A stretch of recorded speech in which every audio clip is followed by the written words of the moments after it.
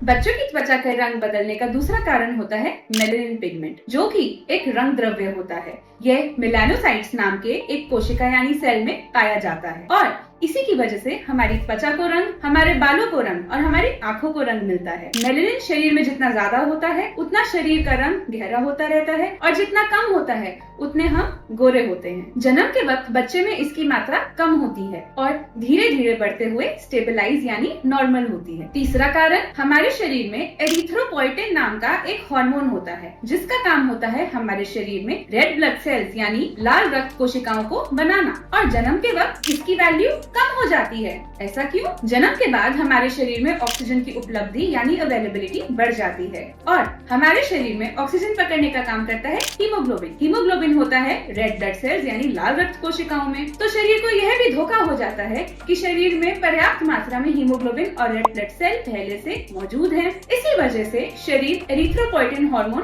कम बनाने लगता है, तो रेड ब्लड सेल और हीमोग्लोबिन भी मात्रा में कम हो जाते हैं। इस वजह से शरीर में इन्फेंटाइल एनीमिया नाम की एक स्थिति पैदा हो जाती है जो नॉर्मल और सामान्य होती है और 3 से 6 महीने में यह स्थिति अपने आप ठीक भी हो जाती है। 6 महीने के बाद भी अगर बच्चे में हीमोग्लोबिन की मात्रा कम रहती है तो यह आयरन की कमी या और किसी रोग का संकेत हो सकता है। बच्चे में जन्म के वक्त माँ के हार्मोन्स भी होते हैं और धीरे धीरे जैसे जैसे माँ के हार्मोन्स कम होते हैं और बच्चे के खुद के हार्मोन्स बढ़ते हैं, वैसे वैसे भी बच्चे की त्वचा में हल्का फुल्का रंग में परिवर्तन आ सकता है। ध्यान रखिएगा, अगर बच्चा प्रीमेच्योर है तो हीमोग्लोबिन तेजी से गिर सकता है और ऐसी स्थिति में डॉक्टर की निगरानी बहुत जरूरी होती है।